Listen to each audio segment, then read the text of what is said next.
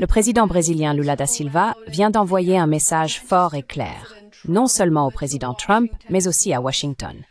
Le président Lula déclare « Nous discuterons, mais seulement en tant qu'égal à égal ». Et il semble que ce soit un message que Trump entend de plus en plus de la part des dirigeants mondiaux, alors qu'il a recours à ses tactiques d'intimidation. Le monde n'accepte plus cela.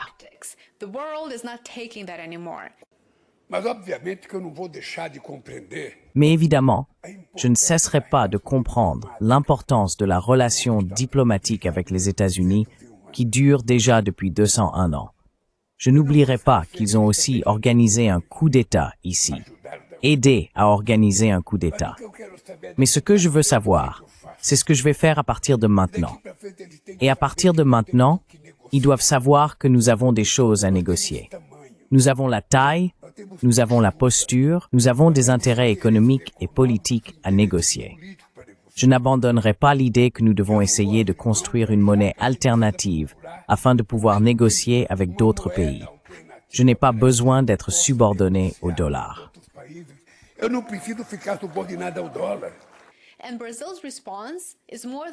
Et la réponse du Brésil va bien au-delà d'une simple posture. C'est un tournant dans la manière dont la plus grande économie d'Amérique latine traite avec les États-Unis. Mais d'abord, revenons en arrière pour être sûr que nous parlons bien de la même chose, car c'est très important. Le mois dernier, en juillet, juste après le sommet BRICS+ à Rio de Janeiro, Trump a soudainement impliqué le Brésil dans sa guerre commerciale mondiale. Il a menacé d'imposer des droits de douane de 50% sur les produits brésiliens, à moins que la Cour suprême du Brésil n'abandonne les charges contre l'ancien président Bolsonaro, accusé de tentative de coup d'État au Brésil. Et vous savez quoi? Vous avez bien entendu? Le président en exercice des États-Unis a tenté de faire pression sur le pouvoir judiciaire brésilien dans une affaire pénale intérieure en échange d'une clémence commerciale.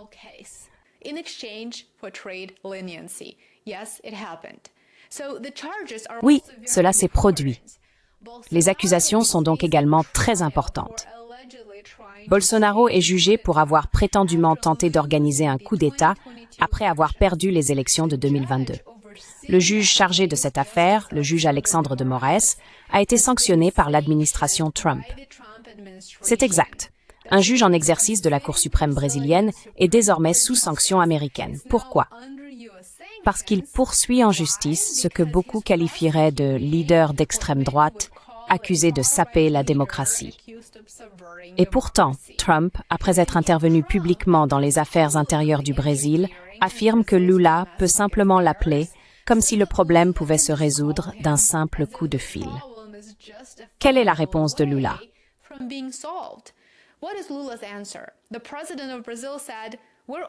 Le président du Brésil a déclaré « Nous sommes ouverts aux négociations, mais seulement sur un pied d'égalité.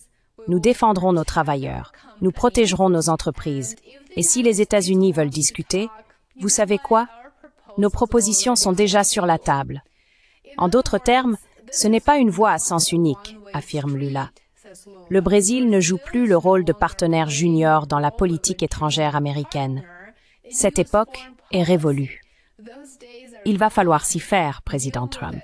Soyons clairs, Lula ne ferme pas la porte à la diplomatie.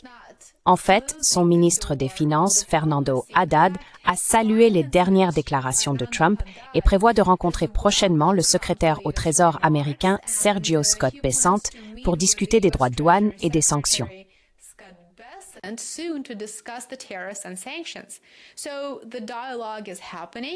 Donc le dialogue a lieu, c'est une bonne chose, mais il ne se fait pas à n'importe quel prix. Et c'est un point très important à comprendre. Cela compte parce que pendant des décennies, les relations entre les États-Unis et le Brésil ont été marquées par un déséquilibre. Washington donnait les ordres et le Brésil s'y pliait joyeusement ou en payait le prix. Mais Lula remet aujourd'hui en cause cet héritage. Il trace une frontière entre la diplomatie et la coercition, entre le respect mutuel et le chantage pur et simple. Comme je l'ai déjà mentionné, l'intimidation se retourne contre son auteur, et nous le constatons déjà. Et il ne recule pas. Il a dit clairement qu'il est inacceptable d'essayer d'utiliser une question politique pour nous imposer des sanctions économiques. Et il a 100% raison.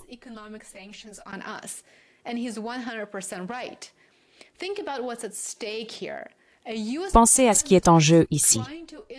Un président américain qui tente d'influencer une justice étrangère par des menaces commerciales crée un précédent extrêmement dangereux. Il en conviendrait, notamment pas seulement pour le Brésil, mais pour tous les systèmes démocratiques. Il ne s'agit pas seulement de droits de douane, il s'agit du pouvoir et de la manière dont il est exercé. Maintenant, il y a une autre dimension, les BRICS.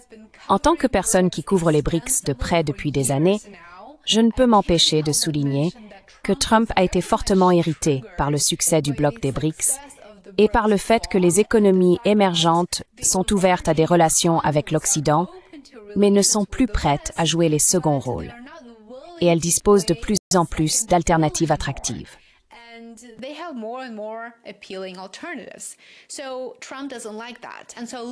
Donc Trump n'aime pas ça. Et Lula a donc beaucoup œuvré en faveur d'une alternative au dollar américain dans le commerce extérieur, ce qui a suscité de vives critiques de la part de Washington. Bien que les BRICS n'aient pas fait de progrès majeurs vers une monnaie commune, et qu'il n'ait d'ailleurs pas vraiment de plan en ce sens, car ce n'est tout simplement pas le bon moment, l'idée même, qui consiste à réduire leur dépendance au dollar, rend Trump clairement furieux. Pourquoi?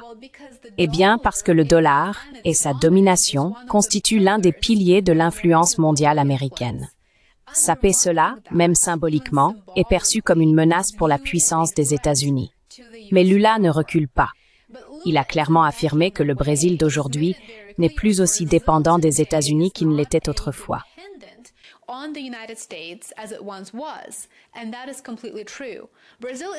Et c'est tout à fait vrai. Le Brésil est un important exportateur de denrées alimentaires et d'énergie. Il entretient des liens étroits avec la Chine, des relations croissantes avec l'UPEPL, et il joue un rôle clé dans le leadership régional. Il dispose d'un certain pouvoir, et Lula est prêt à l'utiliser. Bien sûr, rien de tout cela ne se passe dans un vide. Alors que Lula affirme l'indépendance du Brésil, les tensions montent dans le pays. Les partisans de Bolsonaro sont de retour dans les rues, ce qui est une coïncidence assez intéressante. Ils défilent dans des grandes villes comme Rio de Janeiro et Brasilia, accusant la Cour suprême et le gouvernement de Lula de persécuter leurs leaders. Cette pression intérieure ne fait qu'augmenter les enjeux du jeu international.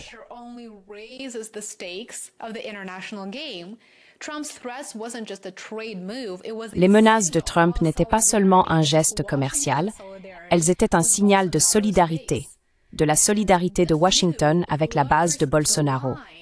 Et cette démarche brouille la frontière entre politique étrangère et politique pure. Mais voilà, Lula ne cède pas. Il joue sur le long terme. Que ce soit dans le commerce, la finance ou la géopolitique, il exige une place à la table. Pas en tant qu'invité, plus maintenant, mais en tant que partenaire. Et cela compte. Cela compte pour le Brésil, cela compte pour l'Amérique latine et pour chaque nation du Sud globale qui observe ce moment. Parce que si les États-Unis peuvent utiliser les tarifs douaniers pour interférer dans le système judiciaire brésilien aujourd'hui, où cela s'arrête-t-il? Où cela nous mène-t-il?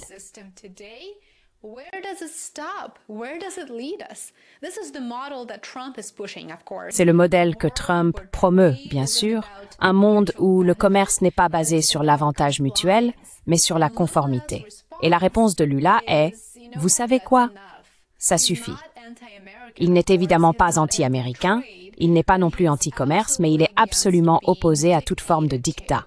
Et cette distinction est très importante. Il s'agit de légitimité. Il s'agit aussi de créer un nouveau manuel diplomatique où les économies émergentes ne sont pas sanctionnées pour avoir choisi des voies indépendantes, comme franchement elles le devraient. Voilà où nous en sommes. Trump teste les limites de la coercition économique. Lula fixe la limite. Le reste du monde observe de très très près. Les États-Unis continueront-ils à exercer leur pouvoir par la menace, l'intimidation et les sanctions?